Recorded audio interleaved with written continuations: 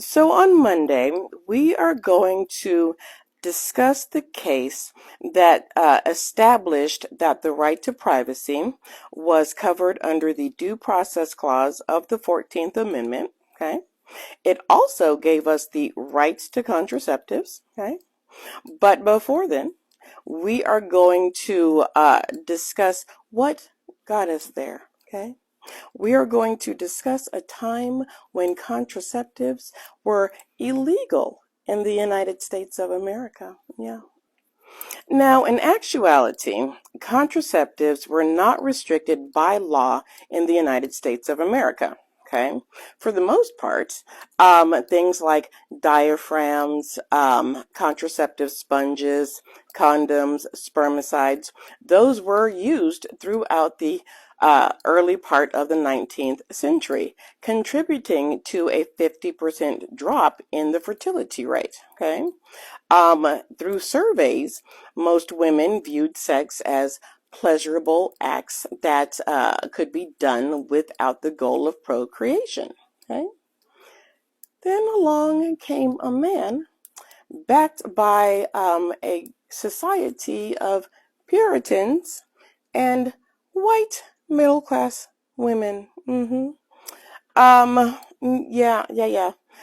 This man, backed by a whole group of puritanical white middle-class women, got into people's businesses, and decided that they were going to impose their belief systems onto everybody else. But let's focus on that man who decided to stick his nose into people's business where it didn't belong. Anthony Comstock, okay, a devout Christian. He was appalled by what he saw in the streets of New York City. Yeah, it seemed to him that the town was teeming with prostitutes and pornography. Yeah. He was offended by explicit advertisements for birth control devices, and he soon identified the contraceptive industry as one of his targets. So he was certain that the availability of contraceptives helped promote lust and lewdness. So in 1872, he sets off for Washington with an anti-obscenity bill, including a ban on contraceptives. And amazingly enough, these congressmen listened, and on March 1873, Congress passed the new law known as the Comstock Act. Okay? Now, the act, it defined contraceptives as obscene and illicit, and it made it a federal offense to send anything related to or designed for the prevention of conception, anything related to or designed for abortion.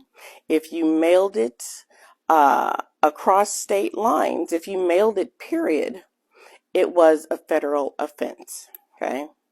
Now, Anthony was very proud of the fact that he was personally responsible for thousands of arrests and for the destruction of hundreds and tons of books and pamphlets. Okay.